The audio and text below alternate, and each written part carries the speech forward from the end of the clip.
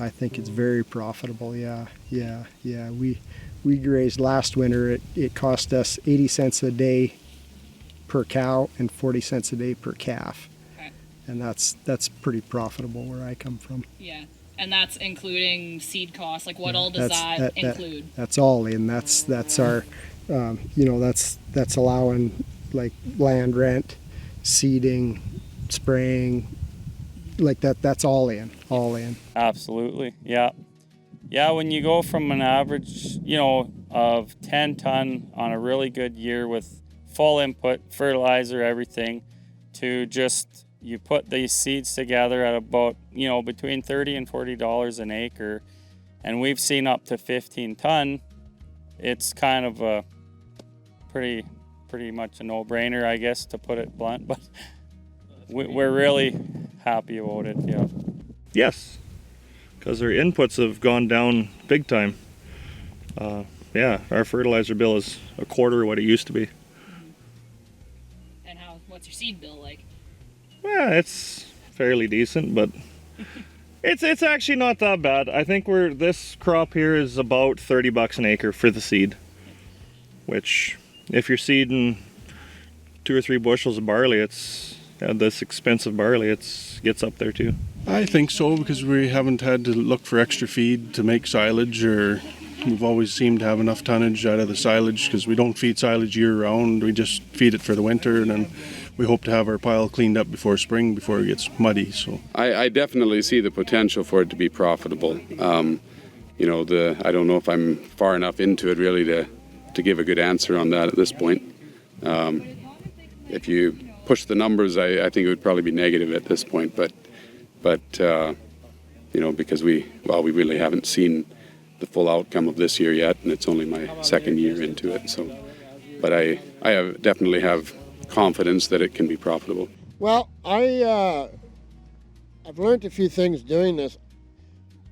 Most of my experience up to the last couple of years was actually growing the cocktails into existing stands of forage. So what we were doing was using grazing as our herbicide, and then quickly, as we grazed a piece off, we would seed it into a cocktail mix.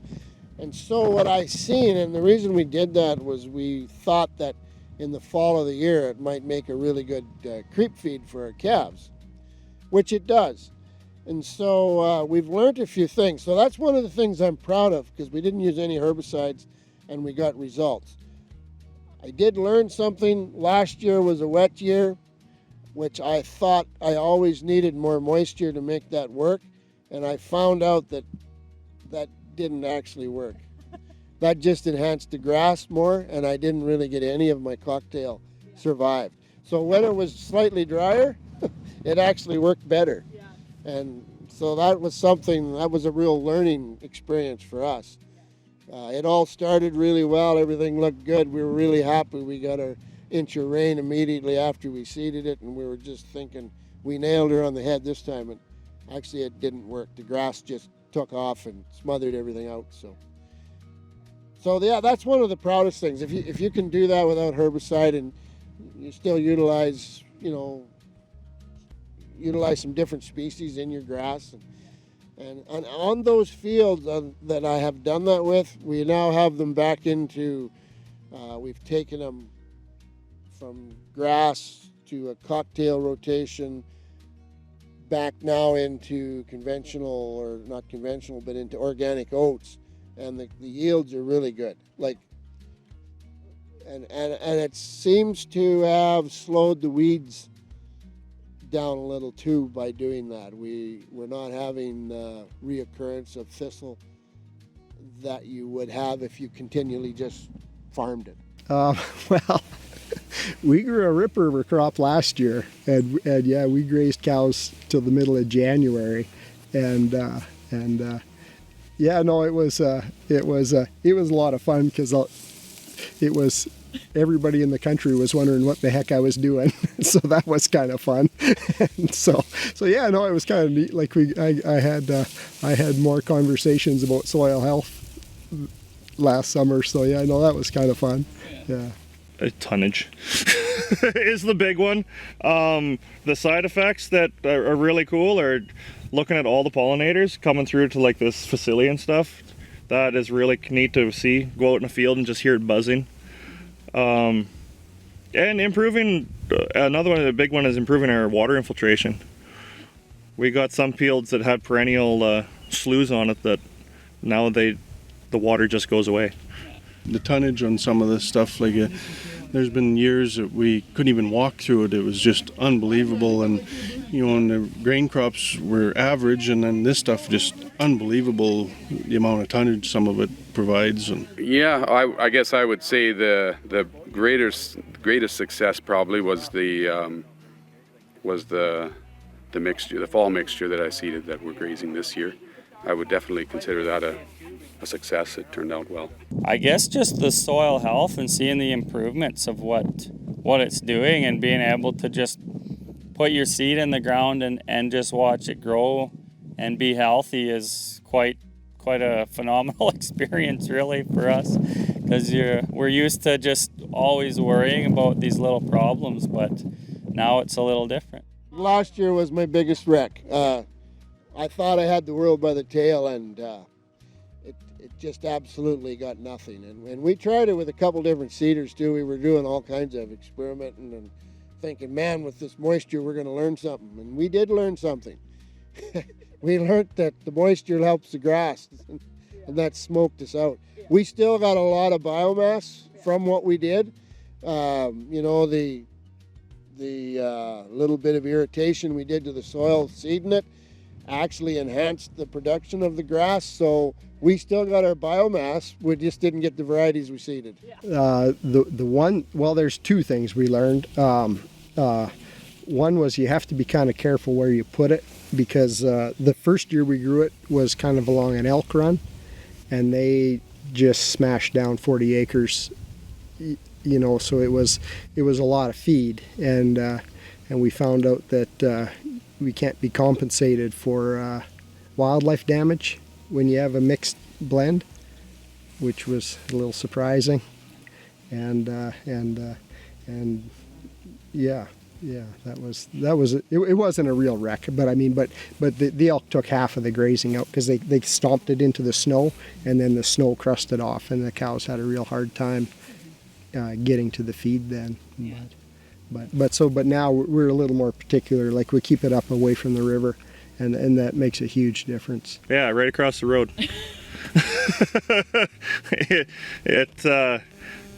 It's been in cocktails 5 years in a row now, and they're a very similar cocktail all the time.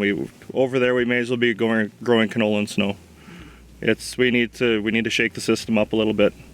That's something I've learned for sure is you got to disrupt the system. I don't know if you call it a wreck, but 6 inches of rain a week after you seed a crop isn't ideal. Let's put it that way.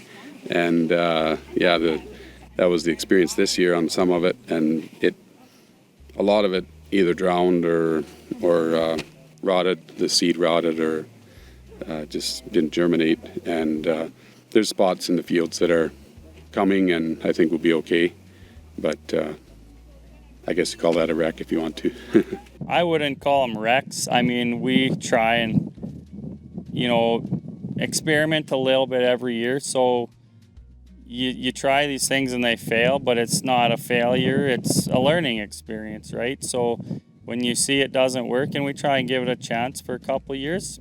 If it doesn't work, we move on. So a lot of our warmer season trials have failed, and we've given them a fair chance, and we know that we're not in the area to try and grow certain species, so we've just kind of set them aside and trying to utilize what does grow well up here, and that's basically all you can do. You just learn every year and try something new. Oh, just do it. Yeah. No, it's yeah. Oh yeah, just do it. You'll never look back. Just give her. Just try it. Like, if you try whatever you feel comfortable with. When we tried it, we seeded the whole farm to it. We decided it was either going to work or we were going to go broke. But that's what we were comfortable with at that time, and because we weren't happy with what we were doing. if it works for you, it works for you. Don't be scared to try anything. Ask questions. There's lots of people, and through the association here, there's lots of people that got lots of knowledge. And don't be afraid to try something, because something might not work on your farm, but works on somebody else's. But don't be scared, and it's worth a try. It's a learning experience for everybody, and year to year is different. You don't have to be a scientist to try this. You don't have to know a lot. You just need to put a little effort in and try it. You don't need to risk the whole farm. Just give it a try and see what you get, and try and start managing it from there and tweaking your mixes. And some things might work well for you, whereas it won't for me. So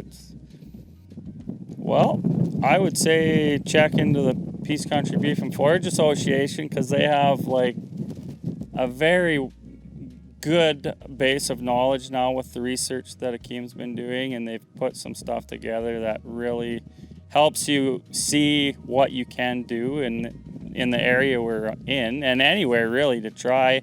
And they've got all kinds of mixes and blends, and it's rather than you costing yourself a lot of money to go out and do your own research, a lot of it's been done now. So I recommend, calling up the association and just talking with people.